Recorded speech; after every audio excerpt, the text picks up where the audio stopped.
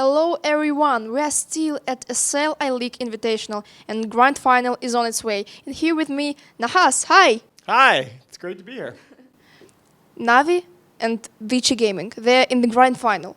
Was it expectable for you? Expected, absolutely not. I called this tournament when I first came here in one of the first panel segments. This is probably the most wide open, most difficult field to predict I've seen in Pro Dota in the last couple of years. And true to form, the favorites arguably to meet in the grand final would have been OG and Alliance, and it's Navi and VCR, two teams that really have come together in this event. It's been great to see. My next question is pretty ordinary, but still it's really interesting to know. How was the venue for you? How was the tournament? How was the atmosphere? It's been amazing, honestly, so far. This has kind of been on my bucket list to get out to Kiev to one of the StarLadder events. The StarLadder games were the first ever Dota games that I did when I first got into doing statistics. I did a couple of games with Shiva. I believe it was back in season 6 for StarLadder, and so I've always wanted to be a part of one of these LAN finals. It's really great because, as I already said, StarLadder is kind of... It's an iconic brand. I mean, it's one of the defining brands in the Dota 2 scene. It's one of the organizations that has supported professional Dota from the beginning. It's been there through sort of the highs and lows. Thank you for the answer. Okay, what can you say about Dota in CIS at all? Like how it looks after the reshuffles and stuff? Well, this is one of the regions that I'm worried about being very hurt by some of the roster lock rules, because obviously you've had this huge reshuffle. There are a ton of talented players in the region, but there are a lot of really untested teams. And 1.5, 2 years ago in professional Dota, you could put together a team of 5 talented players and just go romp and qualify for the international.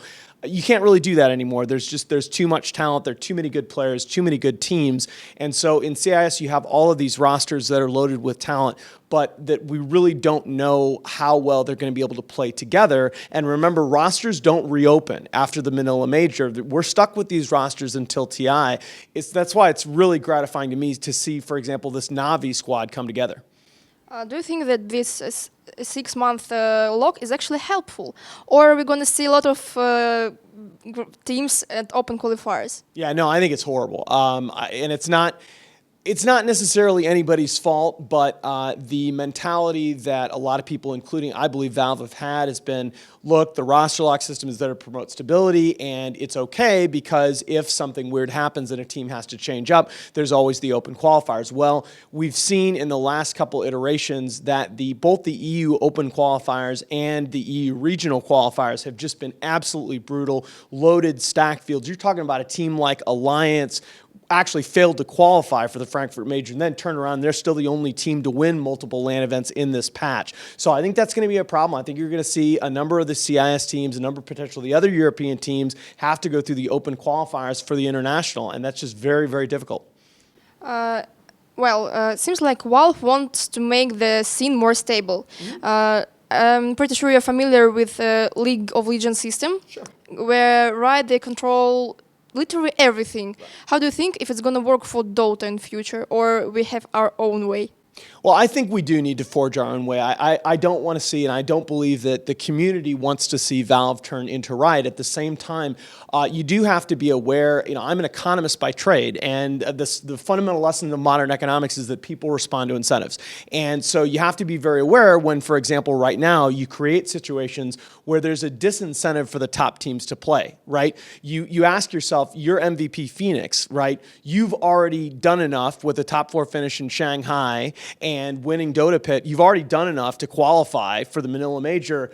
Do you even come to this event? Now, we're very fortunate they chose to, and of course, they were upset, right? But I guarantee you that other top teams like EG, like Alliance, are going to look at that and say, you know what?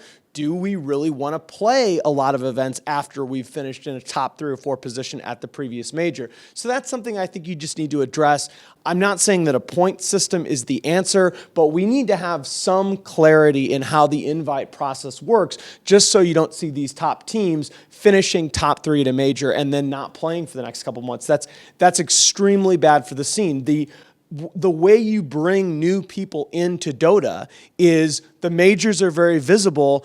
You see, people that are new to the game watch Team Secret win Shanghai and they say, hey, I'm a Secret fan. I want to watch Secret play. And then Secret doesn't play for another, they play 3 games, 4 games in the next month.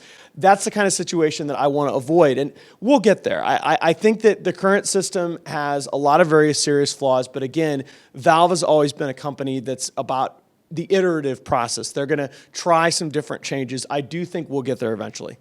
There's always a problem, and it's connected with this one, that people don't want to watch Dota. Like recently, there was a drama on Twitter about that. Like viewers, English viewers, they don't want to watch the games. We don't have the same problem in Russian-speaking community or Chinese, but seems like people in the West, they just don't want to watch those games. Why? I'm telling you, I have been a U.S. pro sports fan for a long time, and it's axiomatic in those markets that people love a winner.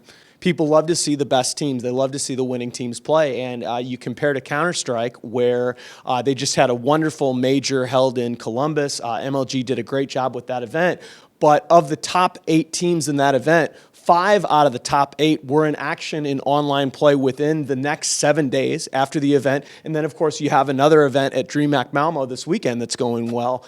That's the kind of momentum people want to get. You want to pull people in, get them watching those top teams, and get that excitement building. The majors are great, and the major system was a necessary step for the scene, but we've got to take steps to ensure that the other non-major events held in between are just as big and have just as much appeal to fans. Thank you for the answer. And the last question is, we have a lot of famous streamers and casters in our community, but I think that the viewers, they're not actually know some English-speaking talents. So can you tell, please, what you're doing when you're not analyzing Dota? So I am actually, Dota is not my real job. Actually, I am a college professor. I'm a professor of economics at the University of Western Ontario. I teach econometrics. I teach financial economics. Just absolutely great students there. I've been very fortunate in my career. I came to Western from the University of Chicago, where I taught at the business school for 10 years. So I'm very lucky. I've taught at some great schools. I love what I do. I can't. It's hard for me to see giving up teaching, because it's something that I still walk into the classroom every day with a little bit of a rush. But Dota is so much fun. And to me, it's another opportunity. It's a little bit corny, but it's another opportunity to help young people succeed. We have remarkable young talent in our players in the Dota 2 scene. They're smart, they're driven, they put on a great show for our fans, and I view what I do at these events as promoting those players and helping them succeed. It's a really great point. I think everyone is now jealous, and everyone wants to have the same professor in his university or college.